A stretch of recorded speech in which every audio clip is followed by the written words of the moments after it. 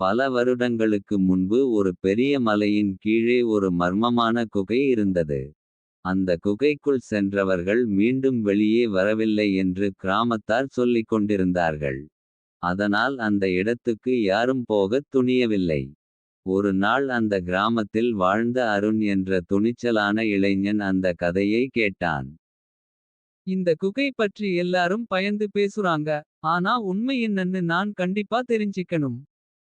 ஒரு மாலை நேரத்தில் அருண் அந்த குகைக்குள் சென்றான். குகையின் சுவர்களில் பழமையான ஓவியங்கள் இருந்தன.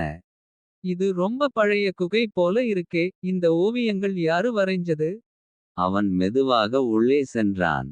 திடீரென்று குகையின் உள்ளே இருந்து ஒரு பயங்கரமான சத்தம் கேட்டது. யாராவது இருக்கீங்களா?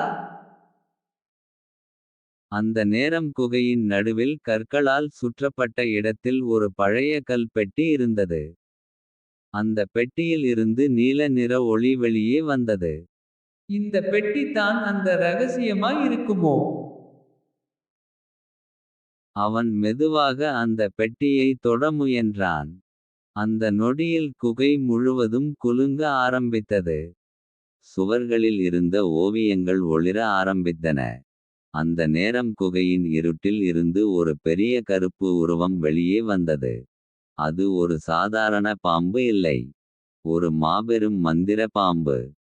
மனிதனே, இந்த குகையின் ரகசியத்தை யாரும் தெரிந்து கொள்ளக்கூடாது. இது என்ன? நீ யாரு? உன்னால பேச முடியுமா? நான் இந்த குகையை நூற்றாண்டுகளாக காப்பாற்றும் காவலன். அருண் பயந்தாலும் தைரியமாக கேட்டான். இந்த பெட்டிக்குள் என்ன இருக்கிறது? அதுக்குள் ஒரு பழமையான சக்தி இருக்கிறது. அது தவறான மனிதர்களின் கையில் போனால் உலகமே ஆபத்தில் விழும். அந்த நேரம் குகையின் வெளியிலிருந்து சில கொள்ளையர்கள் உள்ளே வந்தார்கள். போய் அந்த பெட்டியை எடுங்க. அதுல தான் பொக்கிஷம் இருக்கும்னும். அதை பார்த்த மந்திர பாம்பு கோபமடைந்தது. இந்த ரகசியத்தை திருட யாருக்கும் அனுமதி இல்லை. அப்படின்னு மந்திர பாம்பு எச்சரிக்கை கொடுத்தது. திடீரென்று குகை முழுவதும் பெரிய காற்று சுழல் உருவானது. கற்கள் எல்லாம் குலுங்க ஆரம்பித்தது. ஓடி போங்க, இது சாதாரண பாம்பு இல்ல என்று சொல்லி கொள்ளையர்கள் எல்லாம் பயந்து ஓடிவிட்டார்கள்.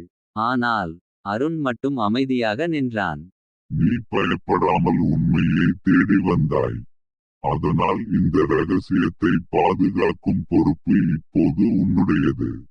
அந்த நொடியில் குகையின் உள்ளே இருந்த ஒளி மெதுவாக மறைந்தது. மந்திர பாம்பும் இருட்டில் மறைந்தது. அந்த நாள் முதல் அந்த குகையின் ரகசியத்தை அருண் மட்டும் தான் தெரிந்தவன்.